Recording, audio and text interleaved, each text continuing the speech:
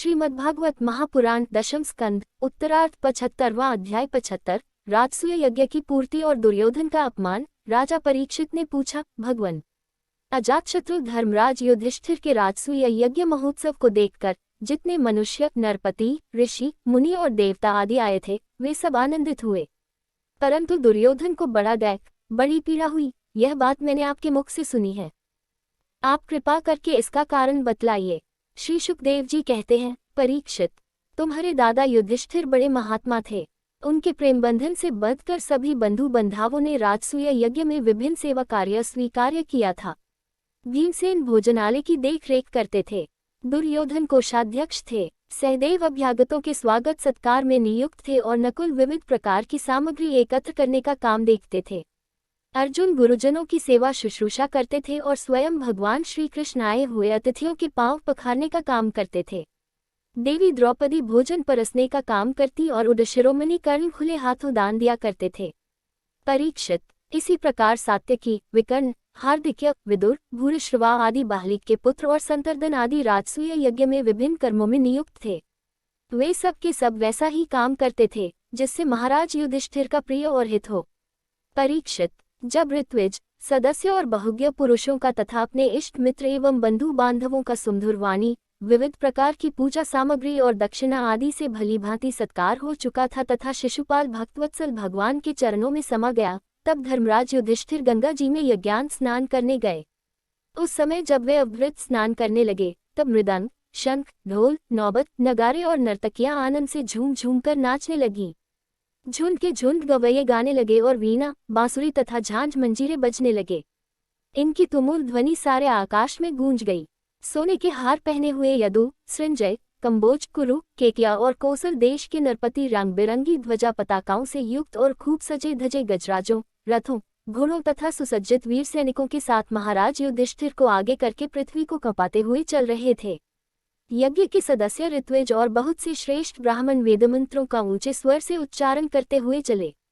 देवता, ऋषि, पितर, गंधर्व आकाश से पुष्पों की वर्षा करते हुए उनकी स्तुति करने लगे।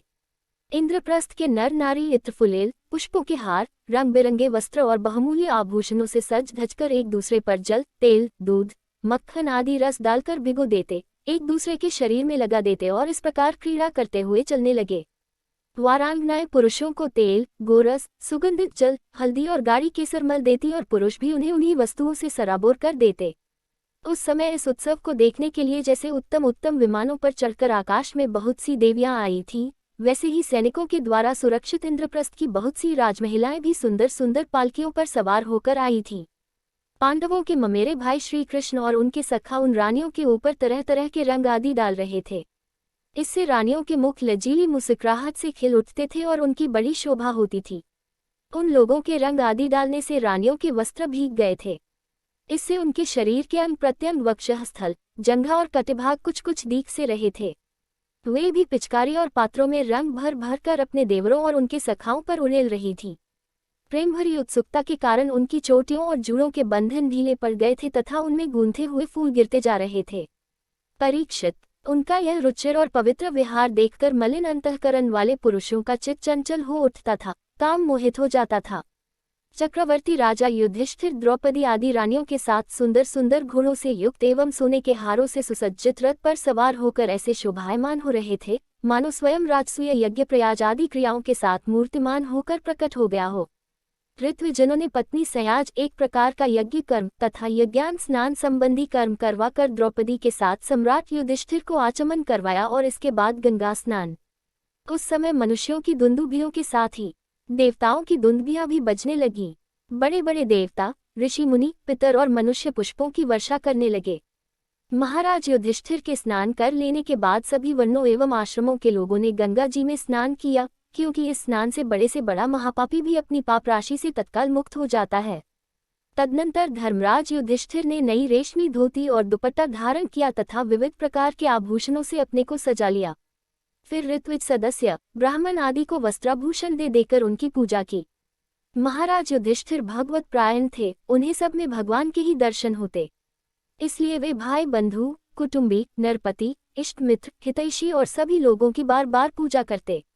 उस समय सभी लोग जड़ाऊ कुंडल, पुष्पों के हार, पगड़ी, लंबी अंगरखी, दुपट्टा तथा मणियों के बहुमूल्य हार पहनकर देवताओं के समान शोभायमान हो रहे थे। स्त्रियों के मुखों की भी दोनों कानों के कर्णफूल और भुंडराली अलिकों से बड़ी शोभा हो रही थी तथा उनके कटिभाग में सोने की करधनियां तो बहुत ही भली मालूम हो रही थी। परीक्षित, राजसूय यज्ञ में जितने लोग आए थे परम शीलवान ऋत्विज, ब्रह्मवादी सदस्य, ब्राह्मण, क्षत्रिय, वैश्य, शूद्र, राजा, देवता, ऋषि, मुनि, पितर तथा अन्य प्राणी और अपने अनुयायियों के साथ लोकपाल, इन सब की पूजा महाराज युधिष्ठिर ने की। इसके बाद वे लोग धर्मराज से अनुमति लेकर अपने अपने निवास स्थान को चले गए। परीक्षित, जैसे मनुष्य अमृत पान करते करते कभी तृप्त नहीं हो सकता, वैसे ही सब लोग भगवत भक्त राजर्षि युधिष्ठिर के राजसूय महायज्ञ की प्रशंसा करते करते तृप्त न होते थे। इसके बाद धर्मराज युधिष्ठिर ने बड़े प्रेम से अपने हितैषी सुहृद संबंधियों, भाई बंधुओं और भगवान श्री कृष्ण को भी रोक लिया, क्योंकि उन्हें उसके विछोह की कल्पना से ही बड़ा दैख होता था। परीक्षित, भगवान श्री कृष्ण ने यदुवंशी वीर साम्बादी को द्वारकापुरी भेज दिया और स्वयं राजा युधिष्ठिर की अभिलाषा पूर्ण करने के लिए, उन्हें आनंद देने के लिए वहीं रह गए। इस प्रकार धर्मनंदन महाराज युधिष्ठिर मनोरथों के महान समुद्र को, जिसे पार करना अत्यंत कठिन है, भगवान श्री कृष्ण की कृपा से अनायास ही पार कर गए और उनकी सारी चिंता मिट गई। एक दिन की बात है, भगवान के परम प्रेमी महाराज युधिष्ठिर के अंतःपुर की सौंदर्य संपत्ति और राजसूय यज्ञ द्वारा प्राप्त महत्व को देखकर दुर्योधन का मन दाह से जलने लगा। परीक्षित, पांडवों के लिए मयदानव ने जो महल बना दिए थे, उसमें नरपति, दैत्यपति और सुरपतियों की विविध विभूतियां तथा श्रेष्ठ सौंदर्य स्थान स्थान पर शोभायमान था। उनके द्वारा राजरानी द्रौपदी अपने पतियों की सेवा करती थी। उस राजभवन में उन दिनों भगवान श्री कृष्ण की सहस्रों रानियां निवास करती थीं। नितंब के भारी भार के कारण जब वे उस राजभवन में धीरे धीरे चलने लगती थीं, तब उनके पायजेबों की झनकार चारों ओर फैल जाती थी। उनका कटिभाग बहुत ही सुंदर था तथा उनके वक्षस्थल पर लगी हुई केसर की लालिमा से मोतियों के सुंदर श्वेत हार भी लाल लाल जान पड़ते थे। कुंडलों की और भुंडराली अलिकों की चंचलता से उनके मुख की शोभा और भी बढ़ जाती थी। यह सब देखकर दुर्योधन के हृदय में बड़ी जलन होती। परीक्षित, सच पूछो तो दुर्योधन का चित्त द्रौपदी में आसक्त था और यही उसकी जलन का मुख्य कारण भी था। एक दिन राजाधिराज महाराज युधिष्ठिर अपने भाइयों, संबंधियों एवं अपने ननों के तारे परम हितैषी भगवान श्री कृष्ण के साथ मय दानव की बनाई सभा में स्वर्ण सिंहासन पर देवराज इंद्र के समान विराजमान थे। उनकी भोग सामग्री, उनकी राजलक्ष्मी ब्रह्मा जी के ऐश्वर्य के समान थी। वंदीजन उनकी स्तुति कर रहे थे। उसी समय अभिमानी दुर्योधन अपने शासन आदि भाइयों के साथ वहां आया। उसके सिर पर मुकुट, गले में माला और हाथ में तलवार थी। परीक्षित, वह क्रोधवश द्वारपालों और सेवकों को झिड़क रहा था। उस सभा में मयदानव ने ऐसी माया फैला रखी थी कि दुर्योधन ने उससे मोहित हो स्थल को जल समझकर अपने वस्त्र समेट लिए और जल को स्थल समझकर वह उसमें गिर पड़ा। उसको गिरते देखकर भीमसेन, राजरानियां तथा दूसरे नरपति हंसने लगे। यद्यपि युधिष्ठिर उन्हें ऐसा करने से रोक रहे थे, परंतु प्यारे परीक्षित, उन्हें इशारे से श्री कृष्ण का अनुमोदन प्राप्त हो चुका था। इससे दुर्योधन लज्जित हो गया, उसका रोम रोम क्रोध से जलने लगा।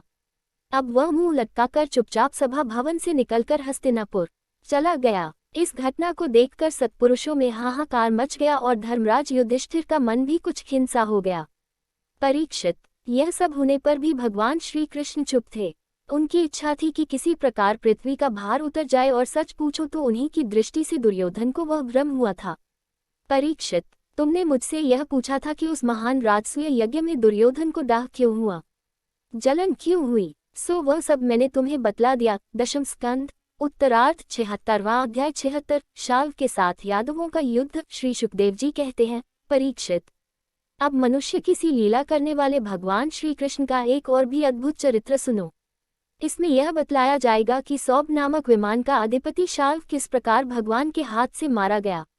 शाल्व शिशुपाल का सखा था और रुक्मिणी के विवाह के अवसर पर बारात में शिशुपाल की ओर से आया हुआ था। उस समय यदुवंशियों ने युद्ध में जरासंध आदि के साथ साथ शाल्व को भी जीत लिया था। उस दिन सब राजाओं के सामने शाल्व ने यह प्रतिज्ञा की थी कि मैं पृथ्वी से यदुवंशियों को मिटा कर छोड़ूंगा, सब लोग मेरा बल पौरुष देखना। परीक्षित, मूल शाल्व ने इस प्रकार प्रतिज्ञा करके देवादिदेव भगवान पशुपति की आराधना प्रारंभ की। वह उन दिनों दिन में केवल एक बार मुट्ठी भर राख फांक लिया करता था। यूं तो पार्वतीपति भगवान शंकर आशुतोष है और हरदानी है, फिर भी वे शाल्व का घोर संकल्प जानकर 1 वर्ष के बाद प्रसन्न हुए। उन्होंने अपने शरणागत शाल्व से वर मांगने के लिए कहा। उस समय शाल्व ने यह वर मांगा कि मुझे आप ऐसा विमान दीजिए जो देवता, असुर, गंधर्व, नाग और राक्षसों से तोड़ा न जा सके, जहाँ इच्छा हो वहीं चला जाए और यदुवंशियों के लिए अत्यंत भयंकर हो। भगवान शंकर ने कह दिया, तथास्तु। इसके बाद उनकी आज्ञा से विपक्षियों के नगर जीतने वाले मैदानव ने लोहे का सौभ नामक विमान बनाया और शाल्व को दे दिया। वह विमान क्या था? एक नगर ही था। वह इतना अंधकार में था कि उसे देखना या पकड़ना अत्यंत कठिन था। चलाने वाला उसे जहां ले जाना चाहता वहीं वह उसकी इच्छा करते ही चला जाता था। शाल्व ने वह विमान प्राप्त करके द्वारका पर चढ़ाई कर दी, क्योंकि वह वृष्णिवंशी यादवों द्वारा किए हुए वैर को स्मरण रखता था। परीक्षित, शाल्व ने अपनी बहुत बड़ी सेना से द्वारका को चारों ओर से घेर लिया और फिर उसके फल फूल से लदे उपवन और उद्यानों को उजाड़ने और नगर द्वारों, फाटकों, राजमहलों, अटारियों, दीवारों और नागरिकों के मनोविनोद के स्थानों को नष्ट भ्रष्ट करने लगा। उस श्रेष्ठ विमान से शस्त्रों की झड़ी लग गई। बड़ी बड़ी चट्टानें, वृक्ष, वज्र, सर्प और ओले बरसने लगे। बड़े जोर का बवंडर उठ खड़ा हुआ। चारों ओर धूल ही धूल छा गई। परीक्षित, प्राचीन काल में जैसे त्रिपुरासुर ने सारी पृथ्वी को पीड़ित कर रखा था, वैसे ही शाल्व के विमान ने द्वारकापुरी को अत्यंत पीड़ित कर दिया। वहां के नर नारियों को कहीं एक क्षण के लिए भी शांति न मिलती थी। पर यशस्वी वीर भगवान प्रद्युम्न ने देखा हमारी प्रजा को बड़ा कष्ट हो रहा है। तब उन्होंने रथ पर सवार होकर सबको धार से बंधाया और कहा कि डरो मत। उनके पीछे पीछे सात्यकी, चारुदेशन, साम भाइयों के साथ क्रूर, कृतवर्मा, भानुविंद, गद, शुक, सारन आदि बहुत से वीर बड़े बड़े धनुष धारण करके निकले। वे सब के सब महारथी थे। सब ने कवच पहन रखे थे और सबकी रक्षा के लिए बहुत से रथ, हाथी, घोड़े तथा पैदल सेना साथ साथ चल रही थी। इसके बाद प्राचीन काल में जैसे देवताओं के साथ असुरों का घमासान युद्ध हुआ था, वैसे ही शाल्व के सैनिकों और यदुवंशियों का युद्ध होने लगा। उसे देखकर लोगों के रोंगटे खड़े हो जाते थे। प्रद्युम्न जी ने अपने दिव्य अस्त्रों से क्षण भर में ही सौभक्ति शाल्व की सारी माया काट डाली, ठीक वैसे ही जैसे सूर्य अपनी प्रखर किरणों से रात्रि का अंधकार मिटा देते हैं। प्रद्युम्न जी के बाणों में सोने के पंख एवं लोहे के फल लगे हुए थे। उनकी गांठें जान नहीं पड़ती थीं। उन्होंने ऐसे ही 25 बाणों से शाल्व के सेनापति को घायल कर दिया। पर मनस्वी प्रद्युम्न जी ने सेनापति के साथ ही शाल्व को भी 100 बाण मारे, फिर प्रत्येक सैनिक को 1-1 और सारथी को 10-10 तथा वाहनों को 3-3 बाणों से घायल किया। महामना प्रद्युम्न जी के इस अद्भुत और महान कर्म को देखकर अपने एवं पराये सभी सैनिक उनकी प्रशंसा करने लगे। परीक्षित, मय दानव का बनाया हुआ शाल्व का वह विमान अत्यंत माया में था। वह इतना विचित्र था कि कभी अनेक रूपों में दिखता तो कभी एक रूप में, कभी दिखता तो कभी न भी दिखता। यदुवंशियों को इस बात का पता ही न चलता कि वह इस समय कहाँ है। वह कभी पृथ्वी पर आ जाता तो कभी आकाश में उड़ने लगता, कभी पहाड़ की चोटी पर चढ़ जाता तो कभी जल में तैरने लगता। वह हलात चक्र के समान मानो कोई दुमुही लुकारियों की बनेठी भांज रहा हो घूमता रहता था, एक क्षण के लिए भी कहीं ठहरता न था। शाल्व अपने विमान और सैनिकों के साथ जहां जहां दिखाई पड़ता वहीं वहीं यदुवंशी सेनापति बाणों की झड़ी लगा देते थे। उनके बाण सूर्य और अग्नि के समान जलते हुए तथा विषैले सांप की तरह असह्य होते थे। उनसे शाल्व का नागराकर विमान और सेना अत्यंत पीड़ित हो गई, यहाँ तक कि यदुवंशियों के बाणों से शाल्व स्वयं मूर्छित हो गया।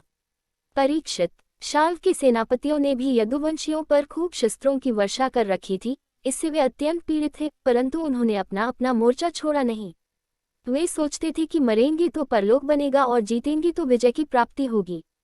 परीक्षित, शाल्व के मंत्री का नाम द्युमान, जिसे पहले प्रद्युम्न जी ने 25 बाण मारे थे, वह बहुत बली था। उसने झपटकर प्रद्युम्न जी पर अपनी फौलादी गदा से बड़े जोर से प्रहार किया और मार लिया कहकर गरजने लगा। परीक्षित, गदा की चोट से शत्रुघ्न प्रद्युम्न जी का वक्षस्थल फट सा गया। दारुक का पुत्र उनका रथ हाँक रहा था। वह सारथी धर्म के अनुसार उन्हें रणभूमि से हटा ले गया। 2 घड़ी में प्रद्युम्न जी की मूर्छा टूटी। तब उन्होंने सारथी से कहा, सारथे, तूने यह बहुत बुरा किया। हाय हाय, तू मुझे रणभूमि से हटा लाया। सूत, हमने ऐसा कभी नहीं सुना कि हमारे वंश का कोई भी वीर रणभूमि छोड़कर अलग हट गया हो। यह कलंक का टीका तो मेरे ही सिर लगा। सचमुच सूत, तू काय है, नपुंसक है। बतला तो सही, अब मैं अपने ताऊ बलराम जी और पिता श्री कृष्ण के सामने जाकर क्या कहूँगा। अब तो सब लोग यही कहेंगे न कि मैं युद्ध से भाग गया। उनके पूछने पर मैं अपने अनुरूप क्या उत्तर दे सकूंगा। मेरी भाभियां हंसती हुई मुझसे साफ साफ पूछेगी कि कहो वीर, तुम नपुंसक कैसे हो गए? दूसरों ने युद्ध में तुम्हें नीचा कैसे दिखा दिया? सूत, अवश्य ही तुमने मुझे रणभूमि से भगाकर अक्षम्य अपराध किया है। सारथी ने कहा, आयुष्मान, मैंने जो कुछ किया है सारथी धर्म समझकर ही किया है। मेरे समर्थ स्वामी, युद्ध का ऐसा धर्म है कि संकट पड़ने पर सारथी रथी की रक्षा कर ले और रथी सारथी की। इस धर्म को समझते हुए ही मैंने आपको रणभूमि से हटाया है। शत्रु ने आप पर गदा का प्रहार किया था, जिससे आप मूर्छित हो गए थे, बड़े संकट में थे, इसी से मुझे ऐसा करना पड़ा। दशम स्कंद, उत्तरार्ध, 77वां अध्याय। 77 शाल उद्धार। श्री सुखदेव जी कहते हैं, अब प्रद्युम्न जी ने हाथ मुंह धोकर कवच पहन धनुष धारण किया और सारथी से कहा कि मुझे वीर द्युमान के पास फिर से ले चलो। उस समय द्युमान यादव सेना को तहस नहस कर रहा था। प्रद्युम्न जी ने उसके पास पहुंचकर उसे ऐसा करने से रोक दिया और मुस्कुराकर 8 बाण मारे। 4 बाणों से उनके 4 घोड़े और एक बाण से सारथी, धनुष, ध्वजा और उसका सिर काट डाला। इधर गद, सात्यकी, सामवादी यदुवंशी वीर भी शाल्व की सेना का संहार करने लगे। 100 विमान पर चढ़े हुए सैनिकों की गर्दनें कट जाती और वे समुद्र में गिर पड़ते। इस प्रकार यदुवंशी और शाल्व के सैनिक एक दूसरे पर प्रहार करते रहे। बड़ा ही घमासान और भयंकर युद्ध हुआ और वह लगातार 27 दिनों तक चलता रहा। उन दिनों भगवान श्री कृष्ण धर्मराज युधिष्ठिर के बुलाने से इंद्रप्रस्थ गए हुए थे। राजसूय यज्ञ हो चुका था और शिशुपाल की भी मृत्यु हो गई थी। वहां भगवान श्री कृष्ण ने देखा कि बड़े भयंकर अपशकुन हो रहे हैं। तब उन्होंने कुरु वंश के बड़े बूढ़ों, ऋषि मुनियों, कुंती और पांडवों से अनुमति लेकर द्वारका के लिए प्रस्थान किया। वे मन ही मन कहने लगे कि मैं पूज्य भाई बलराम जी के साथ यहाँ चला आया। अब शिशुपाल के पक्षपाती क्षत्रिय अवश्य ही द्वारका पर आक्रमण कर रहे होंगे। भगवान श्री कृष्ण ने द्वारका पहुंचकर देखा कि सचमुच यादवों पर बड़ी विपत्ति आई है। तब उन्होंने बलराम जी को नगर की रक्षा के लिए नियुक्त कर दिया और सौभक्ति शाल्व को देखकर अपने सारथी दारुक से कहा, दारुक, तुम शीघ्र से शीघ्र मेरा रथ शाल्व के पास ले चलो। देखो, यह शाल्व बड़ा मायावी है, तो भी तुम तनिक भी भय न करना। भगवान की ऐसी आज्ञा पाकर दारुक रथ पर चढ़ गया और उसे शाल्व की ओर ले चला। भगवान के रथ की ध्वजा गरुड़ चिन्हों से चिन्हित थी। उसे देखकर यदुवंशियों तथा शाल्व की सेना के लोगों ने युद्धभूमि में प्रवेश करते ही भगवान को पहचान लिया। परीक्षित, तब तक शाल्व की सारी सेना प्रायः नष्ट हो चुकी थी। भगवान श्री कृष्ण को देखते ही उसने उनके सारथी पर एक बहुत बड़ी शक्ति चलाई। वह शक्ति बड़ा भयंकर शब्द करती हुई आकाश में बड़े वेग से चल रही थी और बहुत बड़े लूप के समान जान पड़ती थी। उसके प्रकाश से दिशाएं चमक उठी थीं। उसे सारथी की ओर आते देख भगवान श्री कृष्ण ने अपने बाणों से उसके सैकड़ों टुकड़े कर दिए। इसके बाद उन्होंने शाल्व को 16 बाण मारे और उसके विमान को भी, जो आकाश में घूम रहा था, असंख्य बाणों से चलनी कर दिया, ठीक वैसे ही जैसे सूर्य अपनी किरणों से आकाश को भर देता है। शाल्व ने भगवान श्री कृष्ण की बाईं भुजा में, जिसमें शारंग धनुष शोभायमान था, बाण मारा। इससे शारंग धनुष भगवान के हाथ से छूटकर गिर पड़ा। यह एक अद्भुत घटना घट गई। जो लोग आकाश या पृथ्वी से यह युद्ध देख रहे थे, वे बड़े जोर से हाय हाय पुकार उठे।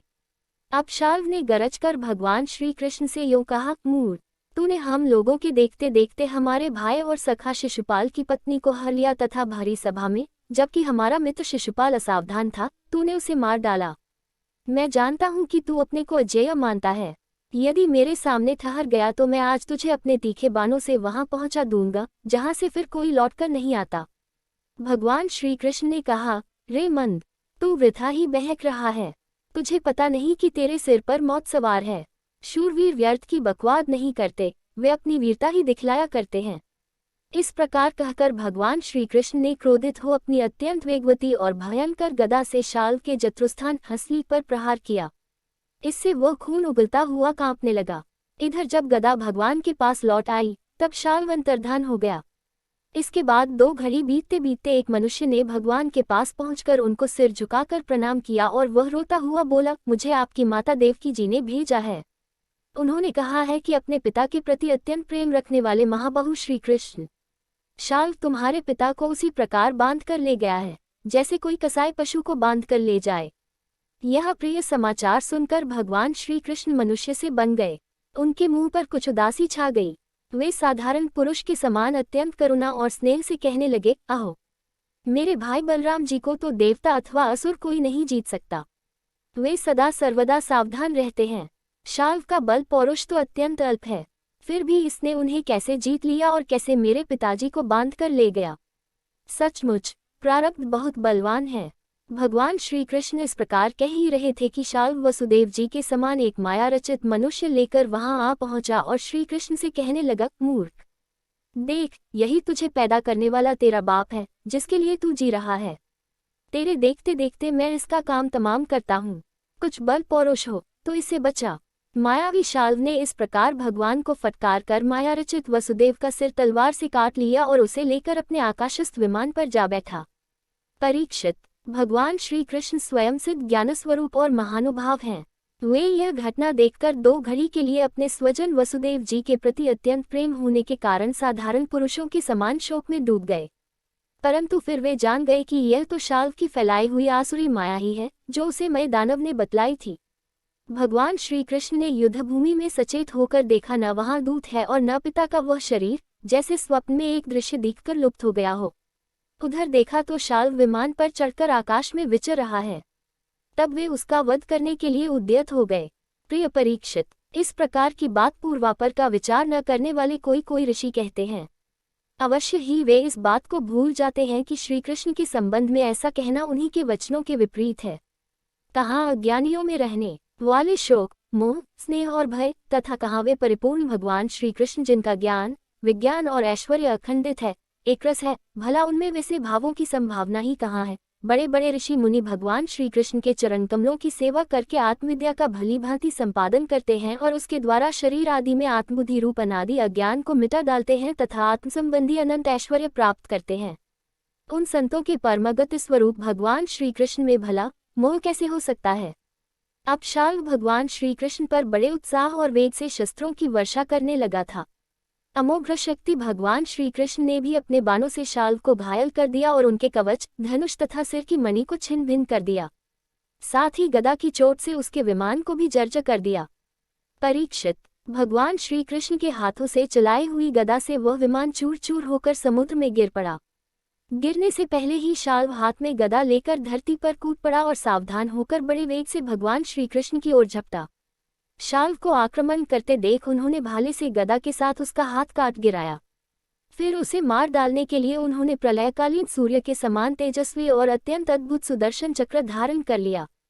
उस समय उनकी ऐसी शोभा हो रही थी मानो सूर्य के साथ उदयाचल शोभायमान हो। भगवान श्री कृष्ण ने उस चक्र से परममायावी शाल्व का कुंडल किरीट सहित सिर धड़ से अलग कर दिया, ठीक वैसे ही जैसे इंद्र ने वज्र से वृत्रासुर का सिर काट डाला था। उस समय शाल्व के सैनिक अत्यंत दैक्य से हाय हाय चिल्ला उठे। परीक्षित, जब पापी शाल्व मर गया और उसका विमान भी गदा के प्रहार से चूर चूर हो गया, तब देवता लोग आकाश में दुंदुभियां बजाने लगे। ठीक इसी समय दंतवक्त्र अपने मित्र शिशुपाल आदि का बदला लेने के लिए अत्यंत क्रोधित हो आ पहुंचा। दशम स्कंद, उत्तरार्ध, 78वां अध्याय। 78 दंतवक्त्र और विदुरथ का उद्धार तथा तीर्थयात्रा में बलराम जी के हाथ से सूत जी का वध। श्री सुखदेव जी कहते हैं, परीक्षित, शिशुपाल, शाल्व और पौंड्रक के मारे जाने पर उनकी मित्रता का ऋण चुकाने के लिए मूर्ख दंतवक्त्र अकेला ही पैदल युद्धभूमि में आ धमका। वह क्रोध के मारे आग बबूला हो रहा था। शस्त्र के नाम पर उसके हाथ में एकमात्र गदा थी, परंतु परीक्षित, लोगों ने देखा वह इतना शक्तिशाली है कि उसके पैरों की धमक से पृथ्वी हिल रही है। भगवान श्री कृष्ण ने जब उसे इस प्रकार आते देखा, तब झटपट हाथ में गदा लेकर वे रथ से कूद पड़े। फिर जैसे समुद्र के तट की भूमि उसके ज्वार भाटे को आगे बढ़ने से रोक देती है, वैसे ही उन्होंने उसे रोक दिया। घमंड के नशे में चूर कर उष्णेश दंतवक्त्र ने गदा तानकर भगवान श्री कृष्ण से कहा, बड़े सौभाग्य और आनंद की बात है कि आज तुम मेरी आंखों के सामने पड़ गए।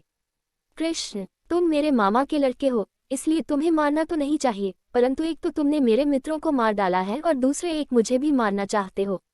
इसलिए मतमिंद, आज मैं तुम्हें अपनी वज्रकश गदा से चूर चूर कर डालूंगा। मूर्ख, वैसे तो तुम मेरे संबंधी हो, फिर भी हो शत्रु ही, जैसे अपने ही शरीर में रहने वाला कोई रोग हो। मैं अपने मित्रों से बड़ा प्रेम करता हूँ, उनका मुझ पर ऋण है। अब तुम्हें मारकर ही मैं उनके ऋण से उऋण हो सकता हूँ। जैसे महावत अंकुश से हाथी को घायल करता है, वैसे ही दंतवक्त्र ने अपनी कड़वी बातों से श्री कृष्ण को चोट पहुंचाने की चेष्टा की और फिर वह उनके सिर पर बड़े वेग से गदा मारकर सिंह के समान गरज उठा। रणभूमि में गदा की चोट खाकर भी भगवान श्री कृष्ण टस से मस नहीं हुए। उन्होंने अपनी बहुत बड़ी कौमोद की गदा संभालकर उससे दंतवक्त्र के वक्षस्थल पर प्रहार किया। गदा की चोट से दंतवक्त्र का कलेजा फट गया। वह मुंह से खून उगलने लगा। उसके बाल बिखर गए, भुजाएं और पैर फैल गए। निदान निष्प्राण होकर वह धरती पर गिर पड़ा। परीक्षित, जैसा कि शिशुपाल की मृत्यु के समय हुआ था, सब प्राणियों के सामने ही दंतवक्त्र के मृत शरीर से एक अत्यंत सूक्ष्म ज्योति निकली और वह बड़ी विचित्र रीति से भगवान श्री कृष्ण में समा गई। दंतवक्त्र के भाई का नाम था विदुरथ।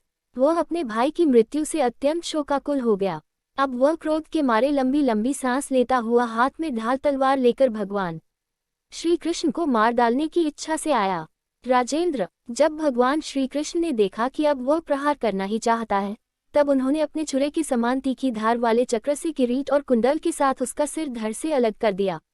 इस प्रकार भगवान श्री कृष्ण ने शाल्व, उसके विमान सौभ, दंतवक्त्र और विदुरथ को, जिन्हें मारना दूसरों के लिए अशक्य था, मारकर द्वारकापुरी में प्रवेश किया। उस समय देवता और मनुष्य उनकी स्तुति कर रहे थे। बड़े बड़े ऋषि मुनि, सिद्ध गंधर्व, विद्याधर और वासुकी आदि महानाग, अप्सराएं, पितर, यक्ष, किन्नर तथा चारण उनके ऊपर पुष्पों की वर्षा करते हुए उनकी विजय के गीत गा रहे थे। भगवान के प्रवेश के अवसर पर पुरी खूब सजा दी गई थी और बड़े बड़े वृषनिवंशी यादव वीर उनके पीछे पीछे चल रहे थे। योगेश्वर एवं जगदीश्वर भगवान श्री कृष्ण इसी प्रकार अनेकों खेल खेलते रहते हैं।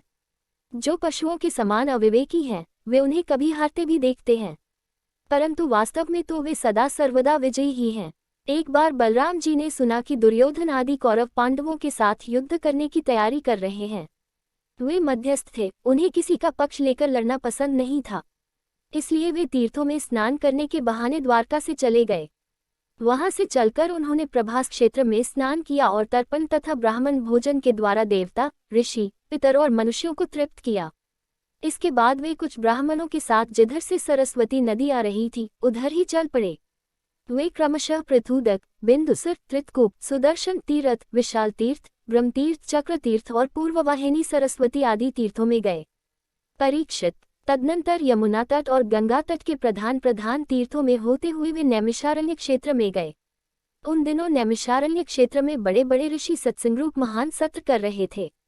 दीर्घकाल तक सत्संग सत्र का नियम लेकर बैठे हुए ऋषियों ने बलराम जी को आया देख अपने अपने आसनों से उठकर उनका स्वागत सत्कार किया और यथायोग्य प्रणाम आशीर्वाद करके उनकी पूजा की। वे अपने साथियों के साथ आसन ग्रहण करके बैठ गए और उनकी अर्चा पूजा हो चुकी। तब उन्होंने देखा कि भगवान व्यास के शिष्य रोमहर्षण व्यास गद्दी पर बैठे हुए हैं। बलराम जी ने देखा कि रोमहर्षण जी सूत जाति में उत्पन्न होने पर भी उन श्रेष्ठ ब्राह्मणों से ऊंचे आसन पर बैठे हुए हैं और उनके आने पर न तो उठकर स्वागत करते हैं और न हाथ जोड़कर प्रणाम ही। इस पर बलराम जी को क्रोध आ गया। वे कहने लगे कि यह रोमहर्षण प्रतिलोम जाति का होने पर भी इन श्रेष्ठ ब्राह्मणों से तथा धर्म के रक्षक हम लोगों से ऊपर बैठा हुआ है, इसलिए यह दुर्बुद्धि मृत्युदंड का पात्र है। भगवान व्यासदेव का शिष्य होकर इसने इतिहास, पुराण, धर्मशास्त्र आदि बहुत से शास्त्रों का अध्ययन भी किया है, परंतु अभी इसका अपने मन पर संयम नहीं है। यह विनयी नहीं, उद्दंड है। इस अजातित आत्मा ने झूठ मूठ अपने को बहुत बड़ा पंडित मान रखा है। जैसे नट की सारी चेष्टाएं अभिनय मात्र होती हैं, वैसे ही इसका सारा अध्ययन स्वान के लिए है। उससे न इसका लाभ है और न किसी दूसरे का। जो लोग धर्म का चिन्ह धारण करते हैं परंतु धर्म का पालन नहीं करते, वे अधिक पापी हैं और वे मेरे लिए वध करने योग्य हैं। इस जगत में इसीलिए मैंने अवतार धारण किया है।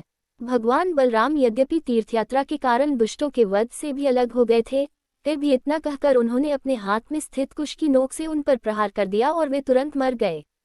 होनहार ही ऐसी थी। सूत जी के मरते ही सब ऋषि मुनि हाय हाय करने लगे, सबके चित्तहीन हो गए।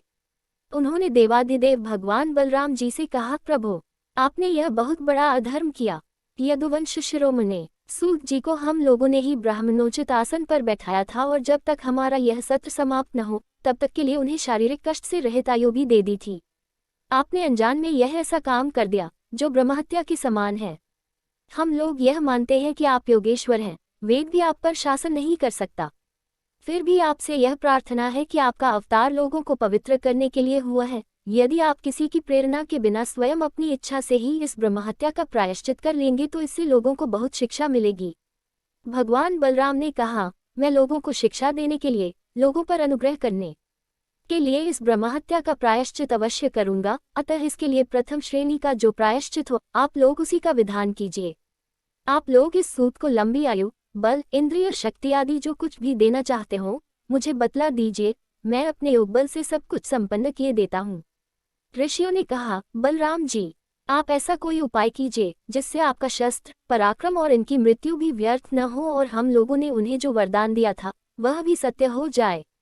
भगवान बलराम ने कहा, ऋषियों, वेदों का ऐसा कहना है कि आत्मा ही पुत्र के रूप में उत्पन्न होता है, इसलिए रोमहर्षण के स्थान पर उनका पुत्र आप लोगों को पुराणों की कथा सुनाएगा।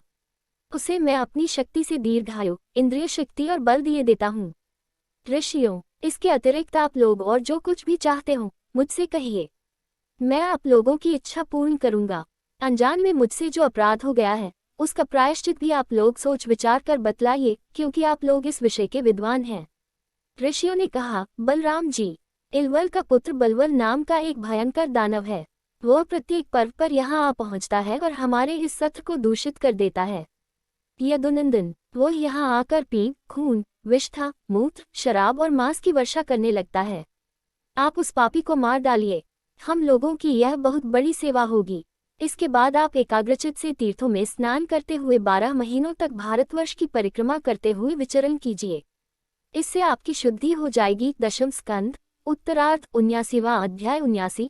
बलवल का उद्धार और बलराम जी की तीर्थयात्रा। श्री सुखदेव जी कहते हैं, परीक्षित, पर्व का दिन आने पर बड़ा भयंकर अंधर चलने लगा, धूल की वर्षा होने लगी और चारों ओर से पीप की दुर्गंध आने लगी। इसके बाद यज्ञशाला में बलवल दानव ने मलमूत्र आदि अपवित्र वस्तुओं की वर्षा की। तदनंतर हाथ में त्रिशूल लिए वह स्वयं दिखाई पड़ा। उसका डील डौल बहुत बड़ा था, ऐसा जान पड़ता मानो ढेर का ढेर कालिख इकट्ठा कर दिया गया हो। उसकी चोटी और दाढ़ी मूंछ तपे हुए तांबे के समान लाल लाल थी। बड़ी बड़ी दाढ़ों और भौहों के कारण उसका मुंह बड़ा भयावना लगता था। उसे देखकर भगवान बलराम जी ने शत्रु सेना की खुदी करने वाले मूसल और दैत्यों को चीर फाड़ डालने वाले हल का स्मरण किया। उनके स्मरण करते ही वे दोनों शस्त्र तुरंत वहां आ पहुंचे। बलराम जी ने आकाश में विचरने वाले बलवल दैत्य को अपने हल के अगले भाग से खींचकर उस ब्रह्मद्रोही के सिर पर बड़े क्रोध से एक मूसल कसकर जमाया, जिससे उसका ललाट फट गया और वह खून उगलता तथा आर्तस्वर से चिल्लाता हुआ धरती पर गिर पड़ा, ठीक वैसे ही जैसे वज्र की चोट खाकर गेरू आदि से लाल हुआ कोई पहाड़ गिर पड़ा हो। नैमिषारण्यवासी महाभाग्यवान मुनियों ने बलराम जी की स्तुति की, उन्हें कभी न व्यर्थ होने वाले आशीर्वाद दिए और जैसे देवता लोग देवराज इंद्र का अभिषेक करते हैं वैसे ही उनका अभिषेक किया। इसके बाद ऋषियों ने बलराम जी को दिव्य वस्त्र और दिव्य आभूषण दिए तथा एक ऐसी वैजंती की माला भी दी जो सौंदर्य का आश्रय एवं कभी न मुरझाने वाले कमल के पुष्पों से युक्त थी। तदनंतर नैमिषारण्यवासी ऋषियों से विदा होकर उनके आज्ञानुसार बलराम जी ब्राह्मणों के साथ कौशिकी नदी के तट पर आए। वहां स्नान करके वे उस सरोवर पर गए जहां से सरयू नदी निकलती है। वहां से सरयू के किनारे किनारे चलने लगे, फिर उसे छोड़कर प्रयाग आए। वहां स्नान तथा देवता, ऋषि एवं पितरों का तर्पण करके वहां से पुलहाश्रम गए। वहां से गंडकी, गोमती तथा विपाशा नदियों में स्नान किया। इसके बाद गया में जाकर पितरों का वसुदेव जी के आज्ञानुसार पूजन यजन किया। फिर गंगा सागर संगम पर गए, वहां भी स्नान आदि तीर्थ कृत्यों से निवृत्त होकर महेंद्र पर्वत पर गए। वहां परशुराम जी का दर्शन और अभिवादन किया। तदनंतर सप्त गोदावरी, वेन्ना, पंपा और भीमर्थी आदि में स्नान करते हुए स्वामी कार्तिक का दर्शन करने गए तथा वहां से महादेव जी के निवास स्थान श्रीशैल पर पहुंचे। इसके बाद भगवान बलराम ने द्रविड़ देश के परम पुण्यमय स्थान वेंकटाचल बालाजी का दर्शन किया और वहां से वे कामाक्षी, शिवकांची, विष्णुकांची होते हुए तथा श्रेष्ठ नदी कावेरी में स्नान करते हुए पुण्यमय श्रीरंग क्षेत्र में पहुंचे। श्रीरंग क्षेत्र में भगवान विष्णु सदा विराजमान रहते हैं। वहां से उन्होंने विष्णु भगवान के क्षेत्र ऋषभ पर्वत, दक्षिण मथुरा तथा बड़े बड़े महापापों को नष्ट करने वाले सेतुबंध की यात्रा की। वहां बलराम जी ने ब्राह्मणों को 10,000 गौएं दान की। फिर वहां से कृतमाला और ताम्रपनी नदियों में स्नान करते हुए वे मलय पर्वत पर गए। वह पर्वत 7 कुल पर्वतों में से एक है। वहां पर विराजमान अगस्त्य मुनि को उन्होंने नमस्कार और अभिवादन किया। अगस्त्य जी से आशीर्वाद और अनुमति प्राप्त करके बलराम जी ने दक्षिण समुद्र की यात्रा की। वहां उन्होंने दुर्गा देवी का कन्याकुमारी के रूप में दर्शन किया। इसके बाद वे फाल्गुन तीर्थ अनंत शयन क्षेत्र में गए और वहां के सर्वश्रेष्ठ पंचाप्सरस तीर्थ में स्नान किया। उस तीर्थ में सर्वदा विष्णु भगवान का सानिध्य रहता है। वहां बलराम जी ने 10,000 गौएं दान की। अब भगवान बलराम वहां से चलकर केरल और त्रिगर्त देशों में होकर भगवान शंकर के क्षेत्र गोकर्ण तीर्थ में आए। वहां सदा सर्वदा भगवान शंकर विराजमान रहते हैं। वहां से जल से घिरे द्वीप में निवास करने वाली आर्या देवी का दर्शन करने गए और फिर उस द्वीप से चलकर शूरपारक क्षेत्र की यात्रा की। इसके बाद तापी, प्योष्णी और निर्विंध्य नदियों में स्नान करके वे दंडकारण्य में आए। वहां होकर वे नर्मदा जी के तट पर गए। परीक्षित, इस पवित्र नदी के तट पर ही माहिष्मतीपुरी है। वहां मनुतीर्थ में स्नान करके वे फिर प्रभास क्षेत्र में चले आए। वहीं उन्होंने ब्राह्मणों से सुना कि कौरव और पांडवों के युद्ध में अधिकांश क्षत्रियों का संहार हो गया। उन्होंने ऐसा अनुभव किया कि अब पृथ्वी का बहुत सा भार उतर गया। जिस दिन रणभूमि में भीमसेन और दुर्योधन गदायुद्ध कर रहे थे, उसी दिन बलराम जी उन्हें रोकने के लिए कुरुक्षेत्र जा पहुंचे। महाराज युधिष्ठिर, नकुल, सहदेव, भगवान श्री कृष्ण और अर्जुन ने बलराम जी को देखकर प्रणाम किया तथा चुप ही रहे। वे डरते हुए मन ही मन सोचने लगे कि ये जाने क्या कहने के लिए यहाँ पधारे हैं। उस समय भीमसेन और दुर्योधन दोनों ही हाथ में गदा लेकर एक दूसरे को जीतने के लिए क्रोध से भरकर भांति भांति के पैतरे बदल रहे थे। उन्हें देखकर बलराम जी ने कहा, राजा दुर्योधन और भीमसेन, तुम दोनों वीर हो, तुम दोनों में बल पौरुष भी समान है। मैं ऐसा समझता हूँ कि भीमसेन में बल अधिक है और दुर्योधन ने गदा युद्ध में शिक्षा अधिक पाई है। इसलिए तुम लोग जैसे समान बलशालियों में किसी एक की जय या पराजय नहीं होती दिखती। अतः तुम लोग व्यर्थ का युद्ध मत करो, अब इसे बंद कर दो। परीक्षित, बलराम जी की बात दोनों के लिए हितकर थी, परंतु उन दोनों का वैरभाव इतना दृढ़मूल हो गया था कि उन्होंने बलराम जी की बात न मानी। वे एक दूसरे की कटुवानी और दुर्व्यवहारों का स्मरण करके उन्मत्त से हो रहे थे। भगवान बलराम जी ने निश्चय किया कि इनका प्रारब्ध ऐसा ही है, इसलिए उसके संबंध में विशेष आग्रह न करके वे द्वारका लौट गए। द्वारका में उग्रसेन आदि गुरुजनों तथा अन्य संबंधियों ने बड़े प्रेम से आगे आकर उनका स्वागत किया। वहां से बलराम जी फिर नैमिषारण्य क्षेत्र में गए। वहां ऋषियों ने विरोध भाव से युद्धादि से निवृत्त बलराम जी के द्वारा बड़े प्रेम से सब प्रकार के यज्ञ कराए। परीक्षित, सच पूछो तो जितने भी यज्ञ हैं, वे बलराम जी के अंग ही हैं। इसलिए उनका यही यज्ञानुष्ठान लोक संग्रह के लिए ही था। सर्वसमर्थ भगवान बलराम ने उन ऋषियों को विशुद्ध तत्वज्ञान का उपदेश किया, जिससे वे लोग इस संपूर्ण विश्व को अपने आप में और अपने आप को सारे विश्व में अनुभव करने लगे। इसके बाद बलराम जी ने अपनी पत्नी रेवती के साथ यज्ञान स्नान किया और सुंदर सुंदर वस्त्र तथा आभूषण पहनकर अपने भाई बंधु तथा स्वजन संबंधियों के साथ इस प्रकार शोभायमान हुए, जैसे अपनी चंद्रिका एवं नक्षत्रों के साथ चंद्रदेव होते हैं। परीक्षित, भगवान बलराम स्वयं अनंत हैं। उनका स्वरूप मन और वाणी के परे हैं। उन्होंने लीला के लिए ही यह मनुष्यों का सा शरीर ग्रहण किया है। उन बलशाली बलराम जी के ऐसे ऐसे चरित्रों की गिनती भी नहीं की जा सकती। जो पुरुष अनंत, सर्वव्यापक, अद्भुत कर्मा भगवान बलराम जी के चरित्रों का सायं प्रातः स्मरण करता है, वह भगवान का अत्यंत प्रिय हो जाता है।